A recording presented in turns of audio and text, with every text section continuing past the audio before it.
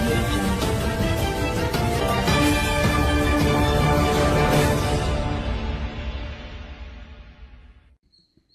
KBR news కి స్వాగతం. అంబేద్కర్ కోనసీమ జిల్లా పి గన్నవరం నియోజకవర్గ పరిధిలోని అంబాజీపేట, పి గన్నవరం మండలాల్లో రేషన్ బియ్యం అక్రమ రవాణా ఉదంతం కలకలం రేపుతుంది. అక్రమంగా రేషన్ బియ్యాన్ని తరలిస్తున్న 2 వాహనాలను అధికారులు పట్టుకున్నట్లు సమాచారం అందుతోంది. పేదలకు చెందాల్సిన బియ్యాన్ని తక్కువ ధరలకు సేకరించి వాటిని ఇతర ప్రాంతాలకు తరలిస్తుండగా ఈ వాహనాలు బయటపడ్డాయని తెలుస్తోంది. ప్రస్తుతం ఈ వాహనాలు అధికారుల అదుపులో ఉన్నాయని, పూర్తి వివరాలు తెలియాల్సి ఉందని సమాచారం. ఈ అక్రమ రవాణా వెనుక ఎవరి హస్తం ఉందనే కోణంలో విచారణ జరగాల్సి ఉంది.